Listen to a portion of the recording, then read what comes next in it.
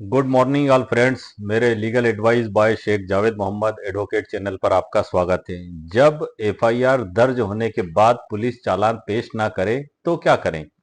जो नए कानून है बीएनएसएस 2023 की धारा 193 की उपधारा 9, उपधारा 3 और 175 की उपधारा 3 और 173 की उपधारा 4, इनका तगड़ा इस्तेमाल कैसे किया जाएगा आज के वीडियो में आपको यही बताऊंगा। क्या वो पीड़ित, क्या वो आहत हाथ पे हाथ रखकर घर बैठ जाएगा? क्या निराश होकर घर बैठ जाएगा? नो सर, निराशा का कोई काम नहीं है। कानून की दुनिया में हमें लगातार कोशिश करते रहना है। आगे बढ़ने से पहले आज के वीडियो के मूल और महत्व को समझाने के लिए मैं दो लाइन आपको सुनाना चाहूंगा। उम्मीद के सब रास्ते बंद हों और अन्याय का अंधेरा हो घना, तब एक बात याद रखना, कानून की मशाल अभी भी जली है। यह जंग लड़ने का हौसला रखो, जीत अभी भी आपकी गली में खड़ी है। जी हाँ सर, मैंने अक्सर मेरे जो है कि बीएनएसएस और फौजदारी के केसों में दो मोटिवेशनल लाइन अक्सर सुनाई है, क्योंकि अक्सर एक व्यक्ति निराश हो जाता है। और वैसे मैं वर्तमान में मोटर व्हीकल एक्ट पे लगातार वीडियो बना रहा हूँ, लेकिन ये एक सडनली केस मेरे पास आया है और इसलिए ये इस पे मैं वीडियो बना रहा हूँ, क्योंकि इसकी तैयारी मैंने पूरी की है और कोर्ट में मेरे को इसकी जो है कि एप्लीकेशन भी पेश करना है। ये जो प्रकरण सर मेरे पास आया है, ये बीएनएसएस 2023 की धारा 173 के तहत जो है कि एफआईआर दर्ज कराई गई है। पहले 154 में एफआईआर दर्ज होती थी, अब वो 173 में दर्ज होती है। और ये घरेलू हिंसा जिसको हम कहते हैं, दहेज प्रताड़ना से संबंधित मामला है। ये एफआईआर ही मैं हाथ में लेकर बैठा हूँ, मेरे पक्षकार के द्वारा जो की गई थी। ये धारा जो है कि 85, 115 दो, 296 और 3 की उपधारा 5 बीएनएस 2023 के तहत मुकदमा दर्ज किया गया है। और ये 7 सितंबर 2025 का मुकदमा है सर। घरेलू हिंसा को लेकर काफी टार्चर किया गया महिला को। 10 लाख रुपए के समथिंग मांगे गए, भाई को बुलाकर उसको घर भेज दिया गया, झूठ बोलकर, यह कहकर कि अभी आप ले जाओ और फिर बाद में आकर हम ले जाएंगे। बाद में लेने आए नहीं और ये कह दिया कि 10 लाख रुपए अगर दोगे तो ही आना, वरना घर में मत आना। तब कहीं जाके रिपोर्ट की। अब रिपोर्ट भी इस उम्मीद में की कि कहीं कोई कार्रवाई होगी, लेकिन कार्रवाई होने की बात तो बहुत दूर की है। पुलिस के द्वारा एफआईआर दर्ज करने के बाद इसको ठंडे बस्ते में पटक कर रख दिया गया। 7 सितंबर 2025 की ये एफआईआर है। अब आप मान के चलें कि तकरीबन 9 माह हो चुके हैं उसको। अब इस 9 माह में वो इंतजार करते करते थक चुके हैं बेचारे वो लोग। तो अब ऐसी स्थिति में कोई तो कानूनी रास्ता होगा। जी हाँ सर, बिल्कुल कानूनी रास्ता, बड़ा तगड़ा रास्ता है। मैं आज आपके लिए नए जो कानून है उसके तहत वो जबरदस्त रास्ते आपके लिए लेकर आया हूं, जिससे आपकी समस्या का समाधान हो सकता है। और मुझे पूर्ण विश्वास है कि आपकी समस्या का समाधान हो जाएगा। अब आज के जो वीडियो में ये पक्षकार के द्वारा जो एफआईआर दर्ज की गई सर, एफआईआर दर्ज करने के बाद फिर जो है कि उसके द्वारा जो है कि अध्यक्ष महिला आयोग भोपाल को भी शिकायत दर्ज की गई और कार्रवाई नहीं होने के कारण उसके बाद पुलिस महानिर्देशक महोदय पुलिस मुख्यालय भोपाल में भी रजिस्टर्ड डाक से शिकायत भेजी गई।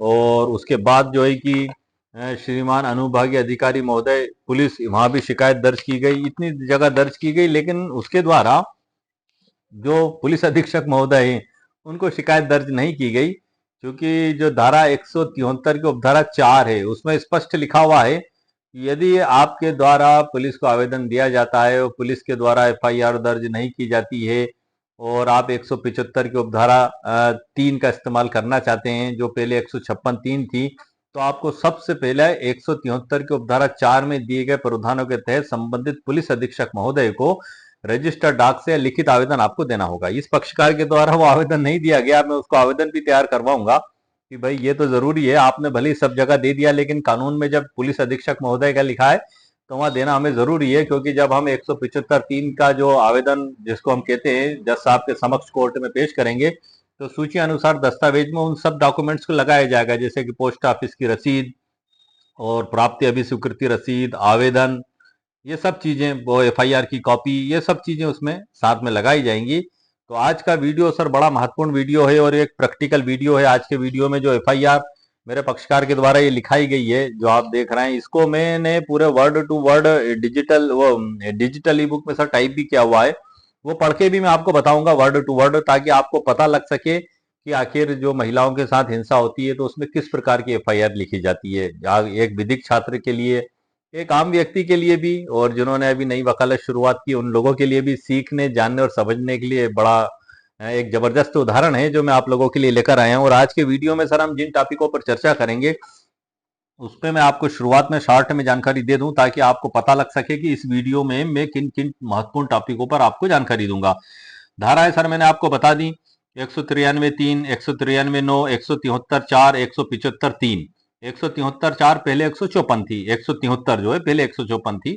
उसके बाद एफआईआर जो पक्षकार ने थाने में दर्ज की, वर्ड टू वर्ड सर पढ़कर बताऊंगा। साथ ही सुप्रीम कोर्ट का एक लैंडमार्क जजमेंट भी सर मैं लेकर आया हूं जिसमें सर्वोच्च न्यायालय के द्वारा बताया गया है कि यदि एफआईआर दर्ज नहीं की जाती है, जिसमें बताया गया है कि यदि एफआईआर दर्ज नहीं की जाती है या एफआईआर दर्ज होने के बाद आगे कार्रवाई नहीं की जाती है, तब जज साहब को यह पूर्ण अधिकार है कि वो पुलिस को आदेशित करें, निर्देशित करें कि इसमें पुलिस रिपोर्ट पेश करें, एफआईआर दर्ज करें या आगे की जांच करें। ये सारे प्रावधान दिए गए साकिर बसु बनाम उत्तर प्रदेश राज्य और अन्य 7 दिसंबर 2007 का सर ये लैंडमार्क जजमेंट है। और इस जजमेंट के पैरा क्रमांक 11 में ये बात बताई गई है जिसको मैं वर्ड टू वर्ड आपको पढ़कर जजमेंट में से ही बताऊंगा।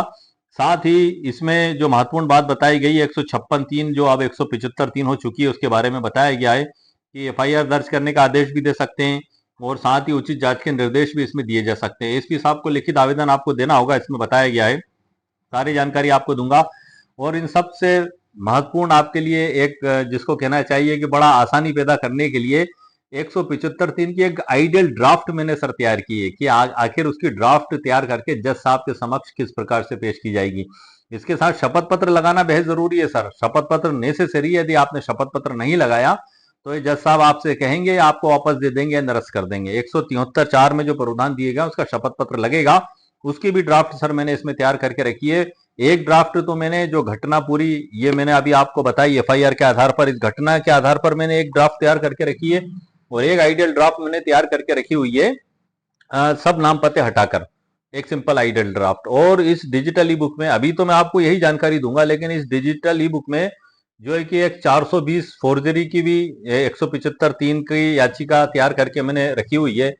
साथ ही कोई चोरी की घटना हो गई, पुलिस एफआईआर दर्ज नहीं कर रही है तो हम कोर्ट में जज साहब से आदेश करके किस प्रकार करवाएंगे, उसकी भी एफआईआर दर्ज करके इस डिजिटल ई बुक में मेरे द्वारा तैयार करके रखी गई है। साथ ही धारा 175 की पूरी सरल व्याख्या इस डिजिटल ई बुक के अध्याय 1, 2, 3 में मेरे द्वारा की गई है। धारा 193 की सरल व्याख्या की गई है।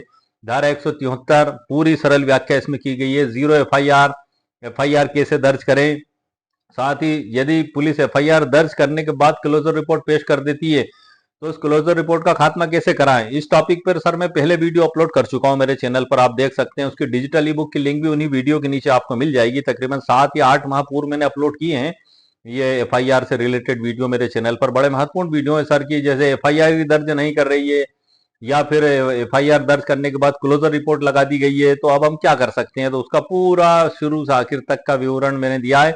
तकरीबन 1-1 घंटे की वीडियो सर मैंने चैनल पर अपलोड किए हैं क्योंकि वो मैटर ही ऐसा था कि उसमें देखना, सुनना और समझना जो है कि 2 शब्दों में पॉसिबल नहीं था। पूरी ड्राफ्टिंग के साथ मैंने वो जानकारी आप लोगों के लिए तैयार करके उसमें रखी है और ये डिजिटल ई बुक भी बड़ी महत्वपूर्ण है।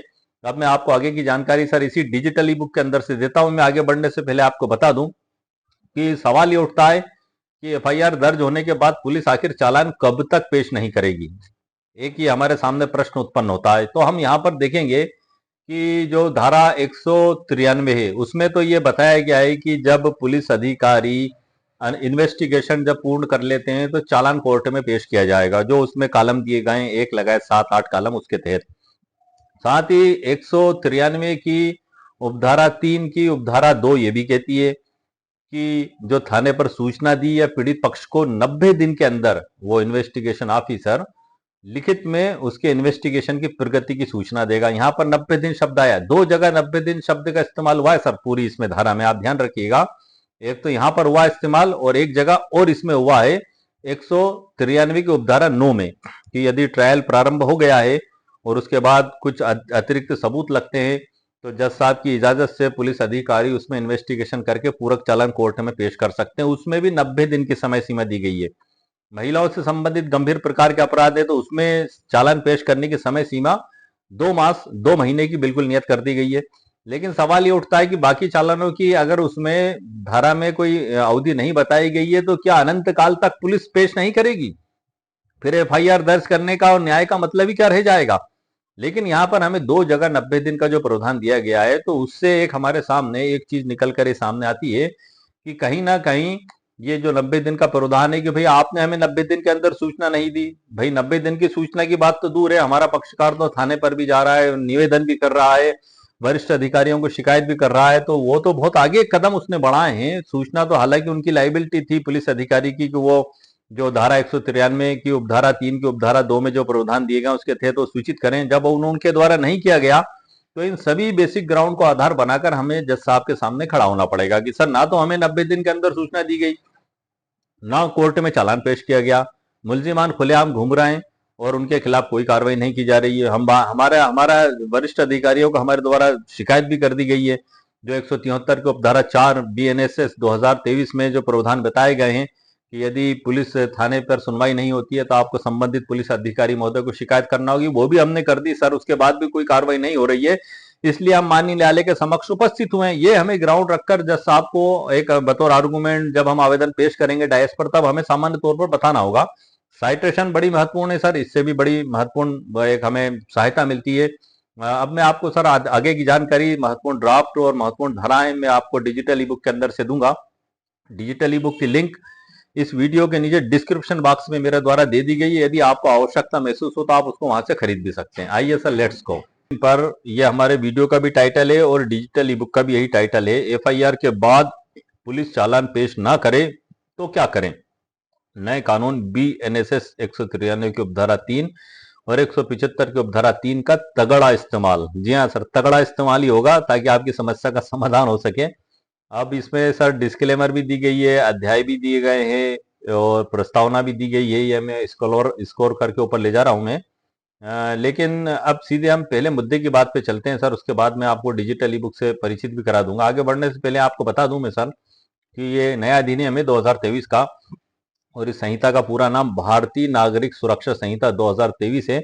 इसे शॉर्ट में बीएनएसएस 2023 कहा जाता है और ये एक आपराधिक प्रक्रिया संबंधी संहिता है। इसका अर्थ यह है कि संहिता अपने आप में किसी अपराध को परिभाषित नहीं करती है, बल्कि एक प्रोसीजर लॉ है और प्रोसीजर लॉ के रूप में कार्य करती है।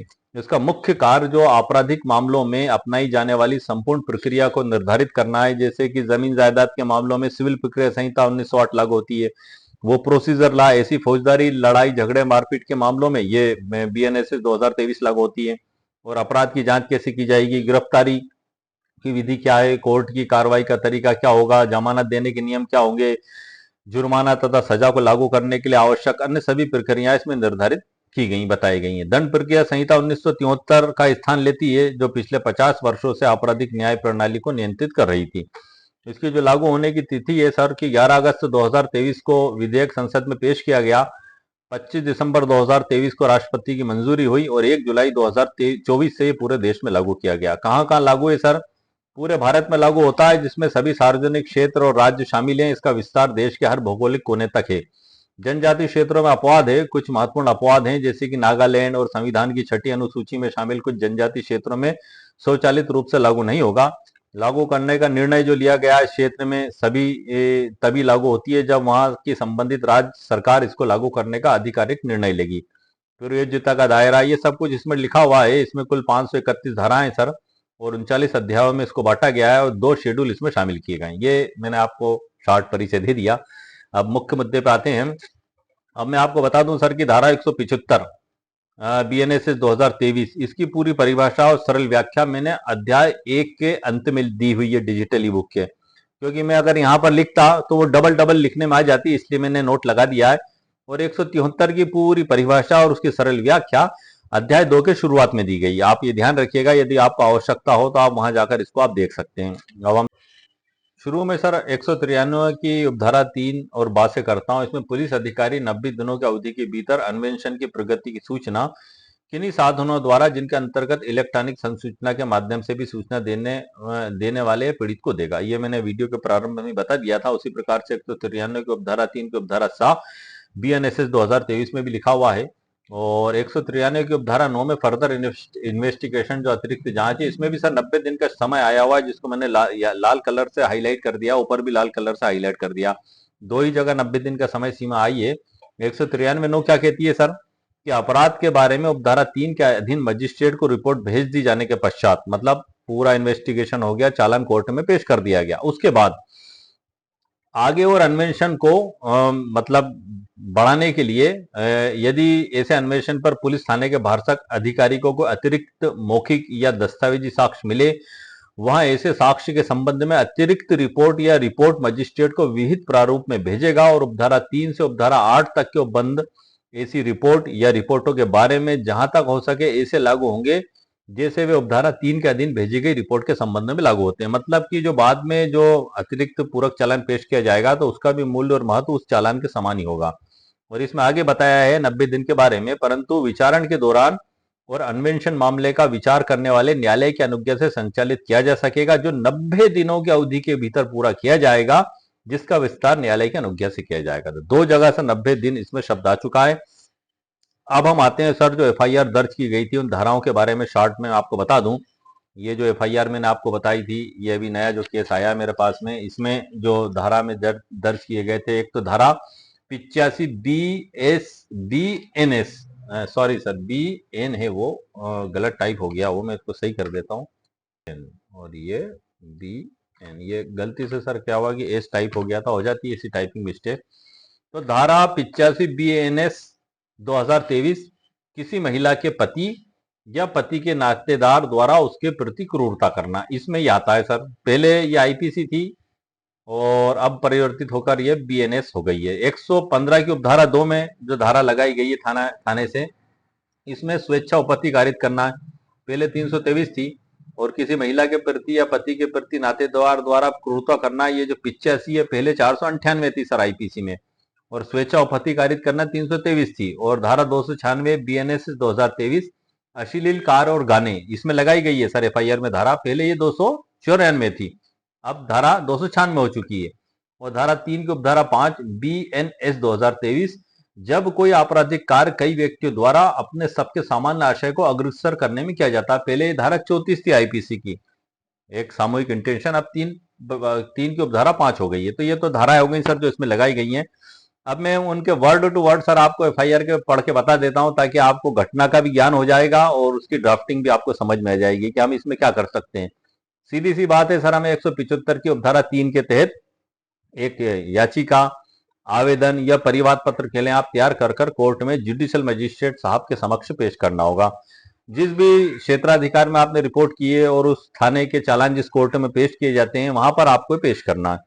और इसको पेश करने से पहले 173 के उपधारा 4 में दिए गए प्रावधानों के तहत आपको पुलिस अधीक्षक महोदय को रजिस्टर्ड डाक से आवेदन भी देना जरूरी है, आपको प्राप्ति लेना है सर वहां से। और जो है कि इसके साथ जब आप आवेदन या याचिका जो आप तैयार करके पेश करेंगे, तो उसके साथ शपथ पत्र भी लगाना जरूरी है। इन सब की ड्राफ्ट भी मैं भी आपको आगे बताऊंगा, पहले मैं एफआईआर पढ़ के बता दूं, उसके बाद इसी एफआईआर की बेस पे जो ड्राफ्ट तैयार करके रखी है उसको मैं आपको बताऊंगा, ताकि आपको सीखने समझने में बड़ी आसानी और सरलता पैदा होगी। एफआईआर के शब्द पढ़ रहा हूं सर मैं वर्ड टू वर्ड, आप ध्यान से सुनिएगा। ये पुलिस के द्वारा जो एफआईआर लिखी जाती है वो है, प्रथम सूचना तथ्य, धारा 173, फरियादिया नीता उम्र 40 साल निवासी ने, जगह छोड़ दी है मैंने क्योंकि पर्सनल जानकारियां और ये नाम पते सब काल्पनिक रखे हैं मैंने, डेट छोड़ दिया उसमें निवास का पता। मैं हमरा अपने भाई ओम बाबू के हाजिर थाना आकर जुबानी रिपोर्ट किया कि मेरे पिता का स्वर्गवास वर्ष 2013 में हो गया था। मेरी शादी वर्ष 2019 में जहां की भी जगह है कि रहने वाले हित के साथ हिंदू रीति रिवाज से मेरे बड़े भाई ओम बाबू ने करवाई थी। शादी के कुछ समय तक ठीक रहा, किंतु शादी के कुछ दिन बाद मेरे पति हित, मेरी सास रीता, ससुर महेश चंद्र, देवर सुलभ की बातों में आकर आए दिन मुझसे झगड़ा करने लगे। वह कभी कभी मेरी सास रीता मेरे पति से कहती कि इसके भाई के यहाँ से दहेज में कुछ भी नहीं दिया है, इससे बोल कि उसके मायके से पैसे लेकर आए। वह मेरे पति हित भी सास रीता, ससुर महेश चंद्र, देवर सुलभ की बातों में आकर मेरे साथ पैसे मंगवाने की बात को लेकर गाली गलौज कर या मारपीट करने लगे, गाली गलौज कर मारपीट करने लगे। मेरे देवर सुलभ ने भी मुझ पर हाथ उठाया। उसके बाद मेरे देवर सुलभ ने भी मुझ पर हाथ हाथ उठाया। उसके उसके बाद तारीख मुझे याद नहीं, किंतु अक्टूबर 2019 में मेरे पति हित ने मेरे भाई ओम बाबू को फोन करके मेरे ससुराल से बुलाया। जब मेरे भाई आए तो मेरे सास ससुर व देवर ने मुझे मेरे भाई के साथ मायके भेज दिया और बोले कि इसको अभी ले जाओ, हम कुछ दिन बाद लेने आ जाएंगे। किंतु मायके आने के बाद मेरे पति हित ने कहा कि 10 लाख रुपए हो तो घर आना वरना मत आना, जिसके चलते मेरे पति और उनके परिवार के कारण मुझे काफी शारीरिक व मानसिक प्रताड़ना हुई। वर्ष 2019 से आज दिनांक तक मेरे भाई ओम बाबू और मेरे द्वारा मेरे पति को काफी समझाया गया, किंतु वह नहीं माने। वह आज दिनांक 7/9/2025 की दोपहर तकरीबन या करीबन मान लें आप, ये साल लग गया, थोड़ा सा हटा देता हूं, करीबन 5:30 बजे मेरे पति हित, मेरी सास रीता, ससुर महेश चंद्र व देवर सुलभ मेरे घर आए। वह मैंने जो कोर्ट में मुझे अपने पति के साथ जानने का केस लगाया है उस बात पर चिल्ला चोटकर अश्लील गाली गुप्ता करने लगे, जो आसपास के रहने वाले लोगों को सुनने में बुरी लगी। मेरे पति मुझे झूमा झपटी कर थापड़ मुक्कों से मारपीट की तो पड़ोस में रहने वाले इकबाल, शाहरुख खान, सलमान खान और आमिर खान, मेरे भाई, तीनों कलाकार हैं सर, ये बड़े एक्टर हैं फिल्म इंडस्ट्री के। शाहरुख खान, सलमान खान और आमिर खान, उनके नाम इसमें मैंने लिख दिए हैं गवाह के रूप में।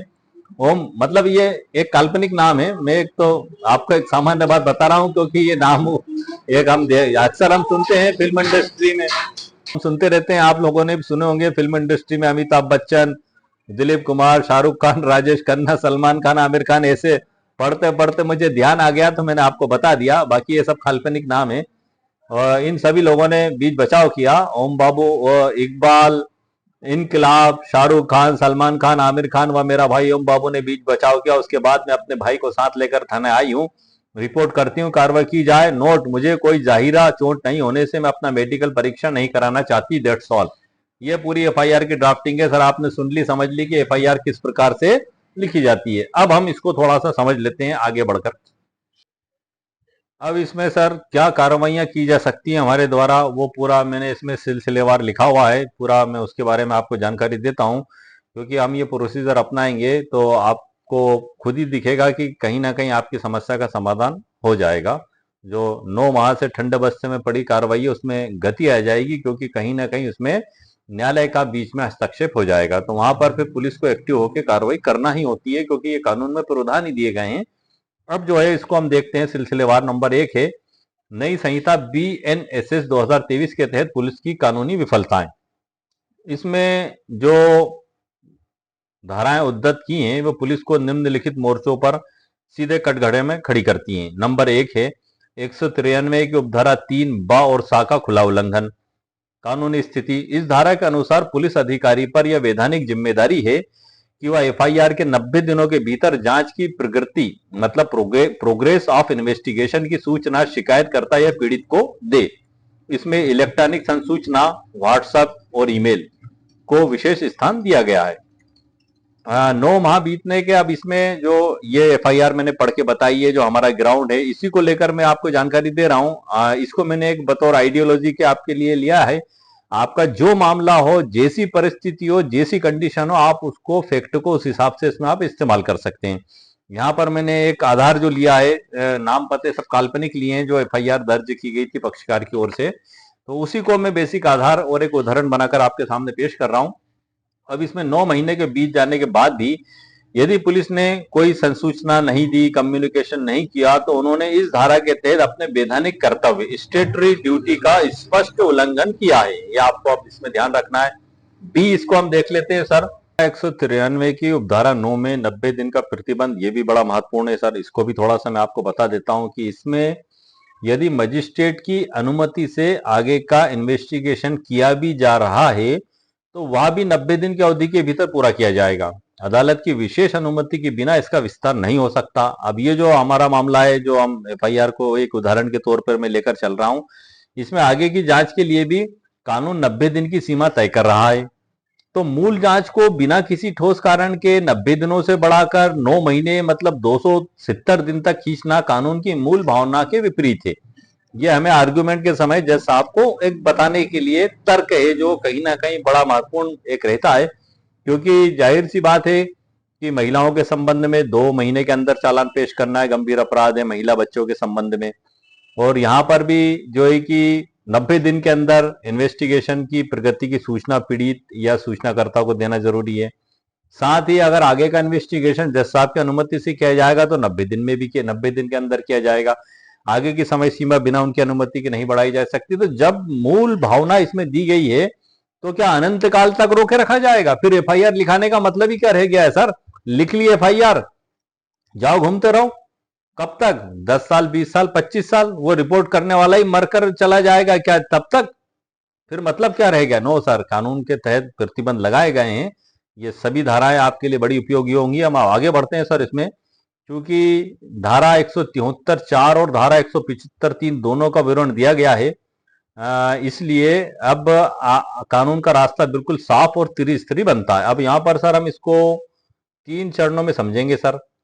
3 चरण जो मैंने आपके लिए तैयार करके रखे हैं, जिसमें नंबर 1 चरण है धारा 173(4) BNSS के तहत पुलिस अधीक्षक एसपी साहब को आवेदन देना। मजिस्ट्रेट कोर्ट में जाने से पहले कानून की प्रक्रिया को पूरा करना आवश्यक है। यदि आप नहीं करेंगे तो आपका आवेदन चलने योग्य नहीं होगा, निरस्त हो जाएगा। 173(4) जो पुरानी 154(3) दंड प्रक्रिया संहिता थी, वो के तहत जिले के पुलिस अधीक्षक को स्पीड पोस्ट या लिखित रूप में आवेदन आपको देना होगा कि एफआईआर पर 9 महीने से कोई कार्रवाई नहीं हुई है और धारा 193 की उपधारा 12 के तहत कोई प्रगति रिपोर्ट हमें नहीं दी गई है। अब यहाँ पर ये 9 महीने का है। आपका जो भी रीजन कारण हो आप उसको देख ले। एक आइडियोलॉजी के तौर पे एक आइडियल प्रारूप मैंने आप लोगों के लिए तैयार किया है। चरण नंबर 2 हम देख लेते हैं सर। मजिस्ट्रेट कोर्ट में धारा 175(3) BNSS के तहत आवेदन पेश करना। यदि एसपी कार्यालय से राहत ना मिले तो क्षेत्राधिकार वाले मजिस्ट्रेट के समक्ष 175(3) BNSS जो पुरानी 156(3) CRPC थी के तहत आपको आवेदन लगाना होगा। शपथ पत्र, जैसा कि धारा 175(3) में स्पष्ट लिखा है, इस आवेदन के साथ शपथ पत्र द्वारा समर्थित आवेदन होना अनिवार्य है। इसको आप नेसेसरी मान लें, आप भूल ना करें सर। मजिस्ट्रेट साहब की जो पावर बताई गई है इस धारा के तहत, मजिस्ट्रेट मतलब जज साहब को पुलिस जांच की निगरानी करने और थाना प्रभारी महोदय को तुरंत चालान पेश करने का आदेश देने का पूर्ण अधिकार है। अब तीसरे नंबर पे आते हैं सर। इसमें जो आपके लिए उपयोगी चीज है, माननीय सुप्रीम कोर्ट के लैंडमार्क और लेटेस्ट जजमेंट। नंबर ए है ऐतिहासिक सिद्धांत, इसमें बताए गए भारत के सर्वोच्च न्यायालय का है ये। साकेरी वासु बनाम उत्तर प्रदेश राज्य और अन्य 7 दिसंबर 2007 का जजमेंट है सर। इसी टॉपिक पे मैं ढूंढ के लाया हूं आप लोगों के लिए, ताकि कोर्ट में आपको इसकी महत्वपूर्ण सहायता प्राप्त हो सके और आपकी समस्या का समाधान हो सके। ये जजमेंट का पेरा क्रमांक 11 मैंने पूरा ट्रांसलेट वर्ड टू वर्ड ऐसा कि ऐसा ही लिखा, मैं आपको वही पढ़ के बता रहा हूं। उसके बाद इसकी व्याख्या भी मैं आपको बता दूंगा, ध्यान से सुनिएगा। इस संबंध में हम यह बताना चाहेंगे कि सर्वोच्च न्यायालय के द्वारा सर बताया जा रहा है, इस संबंध में हम यह बताना चाहेंगे कि यदि किसी व्यक्ति को यह शिकायत है कि पुलिस स्टेशन पर धारा 154 दंड प्रक्रिया के तहत उसकी एफआईआर दर्ज नहीं कर रहा है। ये सर चूंकि जजमेंट है 2007-8 का है, तो उस समय तक संशोधन नहीं हुआ था, 2023 में अमेंडमेंट हुआ है। तो आप इसको वहां पर 154 को 173 मान लें और 156(3) को आप 175(3) मान लें। लेकिन है सर्वोच्च न्यायालय का फैसला, लागू सर वो हमेशा रहेगा, ऐसा नहीं है। ये लैंडमार्क जजमेंट है सर। वो धारा 154 दंड प्रक्रिया के तहत उसकी एफआईआर दर्ज नहीं कर रहा है पुलिस स्टेशन, तो वो धारा 154(3) दंड प्रक्रिया के तहत लिखित आवेदन द्वारा पुलिस अधीक्षक से संपर्क कर सकता है। यदि इससे कोई संतोषजनक परिणाम नहीं निकलता है, यानी एफआईआर दर्ज नहीं होती है या दर्ज होने के बाद भी कोई उचित जांच नहीं होती है, तो पीड़ित व्यक्ति संबंधित मजिस्ट्रेट के समक्ष 156(3) दंड प्रक्रिया के तहत आवेदन कर सकता है। यदि मजिस्ट्रेट के समक्ष धारा 156(3) के तहत ऐसा आवेदन किया जाता है तो मजिस्ट्रेट एफआईआर दर्ज करने का निर्देश दे सकता है और साथ ही उचित जांच करने का भी निर्देश दे सकता है। यदि पीड़ित के अनुसार कोई उचित जांच नहीं की गई हो, मजिस्ट्रेट इसी प्रावधान के तहत उचित जांच सुनिश्चित करने के लिए जांच की निगरानी भी कर सकता है। ये वर्ड टू वर्ड पढ़कर बता दिया, आपको पूरा समझ में आ गया। आपके लिए महत्वपूर्ण बड़ा ही उपयोगी जजमेंट है सर ये। इसमें जो मुख्य सिद्धांत बताए गए शॉर्ट में मैं आपको बता दूं। सुप्रीम कोर्ट ने स्पष्ट किया कि मजिस्ट्रेट के पास केवल जांच का आदेश देने की शक्ति नहीं है, बल्कि यह सुनिश्चित करने की भी शक्ति है कि जांच उचित और त्वरित हो। यदि पुलिस जांच लटका रही है तो मजिस्ट्रेट जांच की प्रगति की निगरानी कर सकते हैं और पुलिस को समय सीमा के भीतर चालान पेश करने का निर्देश दे सकते हैं। चौथा नंबर पर आते हैं सर हम न्यायालय के समक्ष मौखिक बहस का सूत्र। जब आपके मामले में कोर्ट के सामने बहस हो तो इन कानूनी तर्कों को आप इस प्रकार से रख सकते हैं। माननीय जज साहब, श्रीमान, जैसा भी आप निवेदन करें आप कि भारतीय नागरिक सुरक्षा संहिता 2023 की मंशा पीड़ितों को त्वरित न्याय दिलाना है। धारा 193 की उपधारा बा पुलिस पर यह वैधानिक दायित्व डालती है कि वह 90 दिनों में पीड़िता को प्रगति बताए। वर्तमान मामले में एफआईआर दर्ज हुए 9 माह लगभग 270 दिन बीत चुके हैं। पुलिस ने ना तो आवेदिका को कोई सूचना दी और न ही न्यायालय के समक्ष धारा 193 की उपधारा 1 के तहत चालान पेश किया। ये एक आर्गुमेंट आपका सर हुआ बताने के लिए। माननीय सर्वोच्च न्यायालय ने साकिरी वसू के मामले में स्पष्ट किया कि जांच अनिश्चित काल तक लंबित नहीं रह सकती। धारा 175(3) बीएनएसएस के तहत आवेदक पुलिस को आदेशित किया जाए कि वह निश्चित समय सीमा जैसे 15 दिवस के भीतर अंतिम प्रतिवेदन या चालान माननीय न्यायालय के समक्ष प्रस्तुत करे। ये हम आर्गुमेंट में बता सकते हैं। अब उस महत्वपूर्ण आवेदन की ड्राफ्ट पर मैं आ चुका हूं जो आपको तैयार कर कोर्ट में जज साहब के समक्ष पेश करना है। ये एक आइडियल ड्राफ्ट मैंने आपके लिए तैयार की है, लेकिन आपकी घटना, आपका पक्षकार का नाम, आपके हालात जो भी हो आपको परिवर्तित करके लिखना है। ऐसा नहीं कि मैंने बना दी तो सेम टू सेम आप लिख दें, या आपको आपके हालात के हिसाब से चेंज करना है। अब ड्राफ्ट में सर ऊपर लिखा जाएगा न्यायालय का नाम, जो भी आपके जज साहब के यहाँ पेश करेंगे, जुडिशियल मजिस्ट्रेट फर्स्ट क्लास मैंने लिख दिया। उसके बाद फिर निवासी यहाँ पर आएगा सर, फौजदारी प्रखंड क्रमांक जगह छूट जाती है, और आवेदिका पूरा नाम पता और विरुद्ध अनावेदक गण इसमें आ जाएगा। अनावेदक गण में थाना प्रभारी टीआई आबलिक अनुसंधान करता अधिकारी और राज्य मध्य प्रदेश द्वारा जिला लोक अभियोजक जो भी आपका हो उस जगह का आप यहाँ नाम पता लिख दें। आवेदन पत्र अंतर्गत धारा 175(3) भारतीय नागरिक सुरक्षा संहिता बीएनएसएस 2023, इसको मैंने येलो कलर से हाईलाइट किया हुआ आप देख रहे हैं कंप्यूटर स्क्रीन पर। और उसके नीचे लिखना है हमें एफआईआर दर्ज होने के 9 माह व्यतीत हो जाने के उपरांत भी अन्वेषण पूरा न करने, चालान पेश न करने एवं धारा 193 की उपधारा बाब बीएनएसएस का उल्लंघन करने पर अनुसंधान की प्रभावी निगरानी एवं त्वरित चालान प्रस्तुत करने हेतु आदेश जारी करने बाबत। ये उसके नीचे हमें एक छोटी सी प्रार्थना लिखना। उसके बाद माननीय महोदय, आवेदिका की ओर से आवेदन पत्र अत्यंत नम्रता पूर्वक निम्नलिखित आधारों पर पेश है। नंबर 1, यह कि आवेदिका उक्त प्रकरण में वास्तविक पीड़िता शिकायत करता है, जिसकी जुबानी रिपोर्ट पर अनावेदक पुलिस थाना द्वारा आरोपियों पूरे जो चारों के नाम के विरुद्ध अपराध क्रमांक और धारा 20 में लिख दिए के तहत दिनांक 7/9/2025 को प्रथम सूचना रिपोर्ट एफआईआर दर्ज की गई थी। इसमें एक जुरिडिक्शन का जो पेरा आता है वो आप चाहे तो प्रारंभ में लिख दें। जनरली प्रैक्टिकल तौर पर हम लिखते हैं, वो लिखा ही जाएगा कि ये घटना यहाँ घटित हुई है, क्योंकि वो पति उसके घर आया था यहाँ पर और यहाँ पर उसके साथ घटना घटित हुई थी। तो थाना शुजाल मतलब जो भी थाना है आपका, उस थाने में घटना घटित होने से ये आवेदन की सुनवाई का क्षेत्राधिकार माननीय न्यायालय को होने से आवेदन पत्र माननीय न्यायालय को सादर प्रस्तुत है। ये एक पेरा आप अपने हिसाब से उसमें ऐड कर लें। दूसरा आएगा सर इसमें यह कि प्रथम सूचना रिपोर्ट एफआईआर दर्ज की गई थी। पेरा है सर ड्राफ्टिंग का हमारा, यह कि प्रथम सूचना रिपोर्ट एफआईआर के अनुसार आवेदिका का विवाह 2019 में हिंदू रीति रिवाज से संपन्न हुआ था। ये फैक्ट लिख रहे हैं सर हम उस जो कोर्ट में जज साहब के समक्ष हम आवेदन पेश करेंगे उसके फैक्ट हैं, आप ध्यान से सुनिएगा।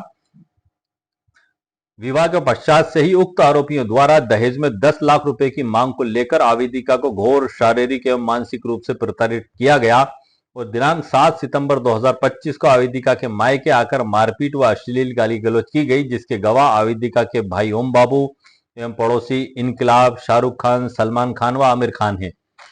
अब पेरा क्रमांक 3 आएगा सर जजमेंट का, यह कि उक्त एफआईआर दर्ज हुए लगभग 9 माह मतलब 270 दिन के करीब हो चुके हैं, समय व्यतीत हो चुका है, परंतु अनावेदक पुलिस अधिकारी आबलिक अनुसंधान करता अधिकारी द्वारा इस मामले में आज दिनांक तक कोई प्रभावी वैधानिक कार्रवाई नहीं की गई है और न ही माननीय न्यायालय के समक्ष अंतिम प्रतिवेदन चालान प्रस्तुत किया गया है।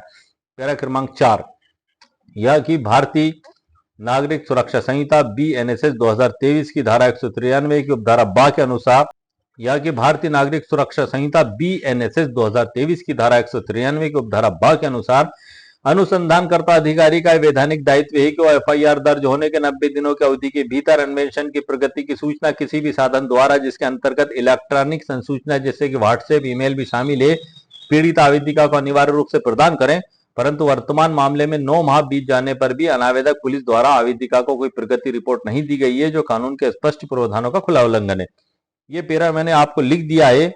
यदि आपके साथ ऐसा हुआ हो कि पुलिस के द्वारा आपको प्रगति की सूचना दे दी गई है और उसके बाद भी साल भर हो गया, कोई कार्रवाई नहीं की गई है, तो इस पैरा को आप जो है कि या तो हटा दें, ड्राफ्टिंग में लिखे ही नहीं, और डायरेक्ट एफआईआर हमारे द्वारा दर्ज की गई और आज इतना समय बीत गया है और पुलिस के द्वारा कोई आगे की कार्रवाई नहीं की गई, उसको इस प्रकार से सेट कर लें आप। ये थोड़ा सा आप ध्यान रख लीजिएगा आप। उसके बाद आएगा सर पैरा क्रमांक 5, यह कि 193 की उपधारा 9 बीएनएसएस के परंतु के अनुसार न्यायालय की अनुमति से किए जाने वाले आगे के अन्वेषण के लिए भी कानून ने 90 दिनों की समय सीमा तय की है। अतः जब पूरक जांच के लिए भी 90 दिन की सीमा है, तो मूल जांच को बिना किसी वैध कारण के 9 माह तक लंबित रखना कानून की मूल भावना के विपरीत और आरोपियों को अनुचित लाभ पहुंचाने का प्रयास प्रतीत होता है। इस पैरा को आप चाहे तो शॉर्ट में भी लिख सकते हैं, जरूरी नहीं है कि आप इसमें धारा का उल्लेख करें जो मैंने किया हुआ है, आप इसको शॉर्ट में भी लिख सकते हैं। जैसे कि जो है कि इन्वेस्टिगेशन यदि न्यायालय की अनुमति से किया जाता है तो 90 दिन का प्रावधान है, और ये मूल भावना के विपरीत है कि अनिश्चित काल तक जो है कि चालान कोर्ट में पेश ना किया जाए। इस प्रकार से आप उसको अपने हिसाब से चेंज कर सकते हैं। छठा पैरा है, यह कि आवेदिका द्वारा दिनांक जगह छोड़ दी को धारा 173(4) बीएनएसएस के अंतर्गत माननीय पुलिस अधीक्षक एसपी साहब जो भी हैं आपके, आप वहां लिख दें। ये मैं जगह इसको डेट कर देता हूं मैं, ये मेरे द्वारा इसमें जगह छोड़ दी गई, को भी लिखित आवेदन स्पीड पोस्ट और रजिस्टर्ड डाक से भेज दे सर आप, या हमने दिया है, प्राप्ति भी ली आपने वहां से, क्योंकि उसकी प्राप्ति अभी स्वीकृति रसीद ये सब लगेगा उसके साथ में। माध्यम से पुलिस की निष्क्रियता की सूचना दी गई थी, जिसकी पावती संलग्न है, परंतु वहां से भी आज दिनांक तक कोई दंडात्मक या सुधारात्मक कार्रवाई नहीं हुई है। अतः आवेदिका के पास माननीय न्यायालय की शरण में आने के लिए कोई अतिरिक्त कोई मार्ग शेष नहीं है। पैरा क्रमांक 7 आएगा सर हमारा ड्राफ्टिंग का, यह कि इस संबंध में माननीय सर्वोच्च न्यायालय ने स्पष्ट व्यवस्था दी है कि बीएनएसएस 2023 की नई कानूनी व्यवस्था के अंतर्गत पुलिस जांच को अंतहीन समय तक लटका कर नहीं रख सकती और धारा 193 के तहत 90 दिनों में प्रगति रिपोर्ट न देना पुलिस की गंभीर वैधानिक विफलता है। ऐसी स्थिति में पीड़ित को मजिस्ट्रेट के समक्ष शिकायत दर्ज करने का पूर्ण अधिकार है। यह कि माननीय सर्वोच्च न्यायालय, अब मैं सर इसमें से थोड़ा सा ये पैरा हटा दूं आपको, ये मैंने लिख दिया है, क्योंकि जजमेंट जनरली ड्राफ्टिंग में नहीं लिखे जाते हैं, लेकिन मैंने आपको समझाने के लिए इसमें लिख दिया था। आप इसको खाली इतना कर दें, सर्वोच्च न्यायालय सुप्रीम कोर्ट द्वारा भी, मैं जजमेंट को हटा देता हूं, जजमेंट को आप सूची अनुसार दस्तावेज के साथ सर पेश कर देना। माननीय सर्वोच्च न्यायालय द्वारा भी ये कानून प्रतिपादित किए गए हैं कि त्वरित न्याय संविधान के अनुच्छेद 21 के तहत एक मौलिक अधिकार है। यदि पुलिस जांच में अत्यधिक देरी करती है तो मजिस्ट्रेट मूक दर्शक नहीं रह सकते। एक मिनट सर, इसको थोड़ा सा हम चेंज कर लें सर, ड्राफ्टिंग को। अत्यधिक देरी करती है, मूक दर्शक कुछ शब्द मुझे ठीक नहीं लग रहा है, इसलिए मैं हटा रहा हूँ सर इसको। देरी करती है, इसको ये हटा दिया सर मैंने। देरी करती है तो उन्हें धारा 175(3) के तहत अपनी शक्तियों का प्रयोग करते हुए अनुसंधान की निगरानी करने और पुलिस को त्वरित चालान पेश करने हेतु विवश करने का पूर्ण क्षेत्राधिकार प्राप्त है। ये माननीय न्यायालय से हम प्रार्थना कर रहे हैं सर, जो इसमें लिखा हुआ है। और ये सर्वोच्च न्यायालय का यहाँ हटा भी थे सर आप भले, क्योंकि आप साइटेशन पेश कर रहे हैं, अनुच्छेद आप रहने दे भले। संविधान का अनुच्छेद 21 जो है मौलिक अधिकार है त्वरित न्याय प्राप्त करना। इसके संबंध में एक हुसैन आरा खातून का भी प्रकरण है, बड़ा महत्वपूर्ण प्रकरण है, जो कई सालों से कैदी बंद थे, तो वहाँ त्वरित न्याय में जो बताया गया था, तो संविधान का अनुच्छेद 21 के हवाला दिया गया था। ये तारीख पे तारीख, एक मैंने इस पे डिजिटल ई बुक भी लिखी है और वीडियो भी बनाया, उसके अंदर ये हुसैन आरा खातून का जजमेंट मैंने लिखा है सर, वो वीडियो भी अपलोडेड है और डिजिटल ई बुक भी इस वीडियो के नीचे मौजूद है। तारीख पे तारीख, मतलब सिविल दावों का शीघ्र निराकरण कैसे करा जाए, उस प्रकार का मुकदमा था वो। अब यहाँ पर ये सर हो गया हमारा, प्रार्थना पे आते हैं। अतः माननीय न्यायालय से अत्यंत नम्रता पूर्वक प्रार्थना है कि आवेदिका के आवेदन को न्याय हित में स्वीकार करते हुए, नंबर 1 है अनावेदक पुलिस थाना प्रभारी आबलिक अनुसंधानकर्ता अधिकारी को तुरंत केस डायरी के साथ तलब किया जाए, मतलब पुलिस रिपोर्ट मंगवाई जाए। दूसरा है अनावेदक पुलिस को आदेशित किया जाए कि वे धारा 193 की उपधारा बाब बीएनएसएस के उल्लंघन और 9 माह की देरी का स्पष्टीकरण स्टेटस रिपोर्ट माननीय न्यायालय के समक्ष प्रस्तुत करें। सी है, अनावेदक पुलिस को एक निश्चित व लघु समय सीमा जैसे 7 या 15 दिवस के भीतर उक्त अपराध का पूर्ण चालान अंतिम प्रतिवेदन माननीय न्यायालय के समक्ष प्रस्तुत करने हेतु कड़ा व अंतिम आदेश जारी करने की कृपा करें। यह हमारी प्रार्थना होगी। सब कुछ इसमें आ चुका है सर आपका प्रार्थना में।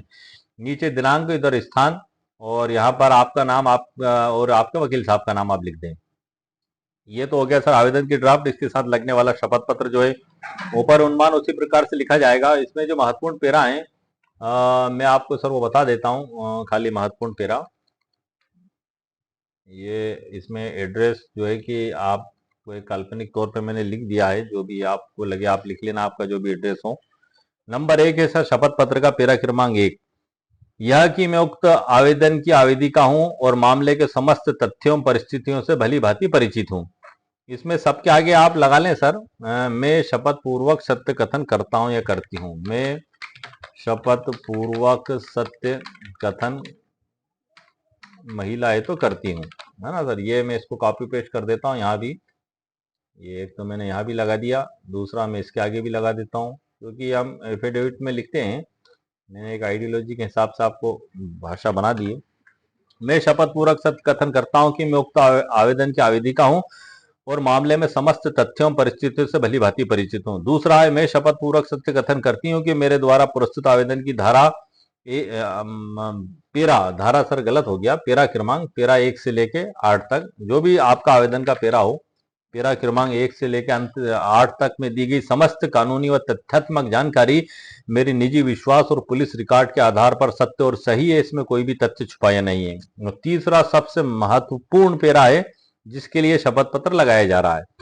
मैं शपथ पूर्वक सत्य कथन करती हूँ कि मैंने इस न्यायालय के समक्ष आने से पूर्व धारा 173 की उपधारा 4 बीएनएसएस के अंतर्गत माननीय पुलिस अधीक्षक शाजापुर को भी लिखित शिकायत प्रेषित की थी, जिसकी पावती शपथ पत्र के साथ संलग्न है। यह शपथ पत्र लगाने की मकसद सर यही है इसमें। उसके बाद फिर यहाँ पर सत्यापन और वहां हस्ताक्षर, इसको नोटरी वकील साहब से, शपथ आयुक्त से आप तस्दीक करवा लें। अब इसके साथ आपको कौन कौन से डॉक्यूमेंट्स लगाना है, जैसे कि वकालतनामा, एफआईआर की कॉपी, पुलिस अधीक्षक महोदय को जो आपने रिपोर्ट की थी, तो पोस्ट ऑफिस की रसीद, उसका आवेदन पत्र वहां से जो प्राप्त होकर आपके पास आती है एक्नॉलेजमेंट रसीद, वो ये सब आपको लगाना है। साथ ही प्रोसेस शुल्क का 100 रुपए का वो भी आप लगाएं, क्योंकि पहले जो तलबाने पेश होते थे तो हम तलबाने पे टिकट लगाते थे और फिर नोटिस जारी होते थे। जब भी आपका मुकदमा दर्ज हो जाएगा और जब जज साहब उसमें सूचना का आदेश करेंगे तो आपको तलबाना पेश करना होगा, तो उसकी प्रोसेस शुल्क आप साथ में लगा दें 100 रुपए की। वर्तमान में यही लगती है, अब टिकट लगाने की जरूरत नहीं है इसमें। और चौथे में साकरी वसु बनाम उत्तर प्रदेश राज्य और अन्य 7 दिसंबर 2007 का जजमेंट की भी फोटोकॉपी आप साथ में लगा दें। तो यह ड्राफ्ट पूरी तरह से नए कानून बीएनएसएस की आवश्यकताओं को पूरा करता है। आप इसमें कोष्टक या बिंदु वाले स्थान पर अपने केस के अनुसार तारीख और पते भरकर इसको उपयोग में ले सकते हैं। मतलब अब ये जो मैं नीचे आपको बता रहा हूँ उसमें मैंने सब नाम पते हटा दिए हैं। ये जो है आइडियल ड्राफ्ट नाम पते हटाकर, ये आप देख रहे हैं, ये मैंने इसमें लिखा हुआ है। वही है प्रार्थना, लगभग लगभग प्रार्थना थोड़ी बदल दी इसमें। एफआईआर दर्ज होने की वैधानिक अवधि बीतित हो जाने के उपरांत भी अन्वेषण पूरा न करने, चालान पेश न करने एवं धारा 193 9 बीएनएस का उल्लंघन करने पर अनुसंधान की प्रभावी निगरानी एवं त्वरित चालान प्रस्तुत करने हेतु आदेश जारी करने बाबत, ये इसमें 9 माह का हटा दिया है सर। ये पूरी ड्राफ्टिंग है, इसमें लिखी हुई है मेरे द्वारा। ये एक आइडियल ड्राफ्ट है सर। मैंने आपको एक खाली रास्ता बता दिया है, आप आगे चलना आपको आसान हो जाएगा, कोई बहुत बड़ी बात नहीं है इसमें। ये इसमें जजमेंट्स हैं सर, ये मैं आपको कुछ एक जजमेंट्स हैं जो मैंने इसमें से लिख दिए हैं सर जजमेंट्स। हालांकि सिविल प्रक्रिया संहिता में प्रावधान है कि ड्राफ्टिंग में जो है कि सिर्फ तथ्य का उल्लेख किया जाएगा, सर्वोच्च न्यायालय के फैसले वगैरह का उल्लेख नहीं किया जाएगा। तो आप इसमें से हटा देना, आप, कोई जरूरी नहीं है। वो आपको मैंने समझाने के लिए एक बना दिया है, वो एक आइडियल ड्राफ्ट। प्रार्थना में सर इसकी वही प्रार्थना मैंने लिखी है। शपथ पत्र भी इसका एक आइडियल शपथ पत्र है। और यहाँ से हमारा अध्याय 1 चालू होता है। पुलिस के खिलाफ रिपोर्ट से एफआईआर का आदेश कैसे लें, बीएनएसएस 175(3) की अर्जी। मतलब जो है कि ये माननीय न्यायालय में आवेदन पत्र की ड्राफ्ट इसमें दी है मैंने इसमें, पर इसमें पूरी ड्राफ्ट जो मैंने दी है वो एक अलग मैटर लिया है सर। 420 30,37,500 की धोखाधड़ी का मैटर था, उस मैटर को रखते हुए इसको तैयार किया गया था। तो इसकी जो प्रार्थना है मैं आपको बता देता हूँ खाली, ताकि आपको सब कुछ समझ में आ जाएगा। श्रीमान जी से विनम्र निवेदन है कि न्याय हित में थाना प्रभारी को निम्न बिंदुओं पर भारतीय नागरिक सुरक्षा संहिता 2023 की धारा 175(3) के तहत तत्काल एफआईआर दर्ज कर निष्पक्ष अनुसंधान किए जाने का आदेश किया जाए। ये हमने एफआईआर दर्ज करके इन्वेस्टिगेशन के लिए पेश की थी। ऊपर वाली स्थिति है कि एफआईआर दर्ज हो गई है और इन्वेस्टिगेशन नहीं किया जा रहा है, ये उसके ठीक अलग है। दोनों में 175(3) का इस्तेमाल किया जा सकता है। इसमें दूसरा है आरोपी संख्या 4 और आरोपी संख्या 5 एयर ट्रेवल्स के विरुद्ध एफआईआर दर्ज कर अनुसंधान किया जाए, क्योंकि वे भी अपराध में समान रूप से शामिल हैं। इसमें पुलिस ने दर्ज ही नहीं की थी, जबकि रिपोर्ट उसमें दी गई थी। ये स्थिति इसमें थोड़ी सी अलग है। अपराध में कम धाराएं लगाई गई हैं, जैसे 420, 506, 34। अतः पुलिस को आदेश दिया जाए कि वो 28 लाख की राशि जब्त करे, सभी बैंक खाते के दस्तावेज, कंपनी के दस्तावेज और अपराध में इस्तेमाल मोबाइल फोन जब्त करे, और जांच के उपरांत बीएनएस, आईपीसी और आईटी एक्ट की संबंधित धारा जैसे कि 409, 467, 468, 471 आदि का इजाफा करे। ये उस समय की एफआईआर थी सर, जब ये अधिनियम जस्ट लागू हो ही रहा था और पूरी तरीके से लागू नहीं हुआ था। उस समय एफआईआर दर्ज हुई थी तो 420, 506 में दर्ज हुई थी, और अब ये प्रावधान 318(4) में दे दी गए 420 के, ये बदल के धारा का। पुलिस को निष्पक्ष जांच करने और आरोपियों को संरक्षण न देने हेतु उचित निर्देश दिए जाएं।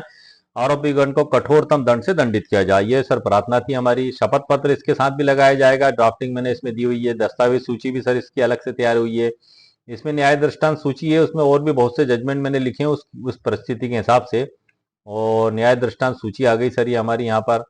और ये आता है सर उसके बाद फिर हमारा एफआईआर ना लिखें तो सीधे कोर्ट से आदेश कैसे लें, ये मामला जो है यहाँ से आ गई सर हमारी धारा। जो मैंने आपको कहा था ये 175 है धारा। ये पूरी धारा मैंने इसमें लिखी हुई है, और संज्ञेय और असंज्ञेय अपराध की डेफिनेशन भी इसमें मैंने लिख दी है। 173(4) भी इसमें लिख दिया है। इसकी सरल व्याख्या भी सर मैंने इसमें कर दी है। इनके ऊपर मैं सर स्पेशल वीडियो बना चुका हूँ, जो मेरे चैनल पर अपलोडेड है, आप वहां जाकर देख सकते हैं। ये डिजिटल ई बुक में मौजूद है। ये सर्वोच्च न्यायालय का एक फैसला भी अनिल कुमार एवं अन्य बनाम एम के अयप्पा एवं अन्य 1 अक्टूबर 2013 का आई है। ये सारी डिटेल जानकारियां सर इसमें मौजूद हैं। मैं आपको इसके अध्याय से प्रारंभ से परिचित करा देता हूं सर इसको मैं। ये जो है कि आप देख रहे हैं इसकी शुरुआत में ही ये इसमें तकरीबन तकरीबन सर 11, 12 के समथिंग, हाँ सर 11 के समथिंग अध्याय है सर इसमें।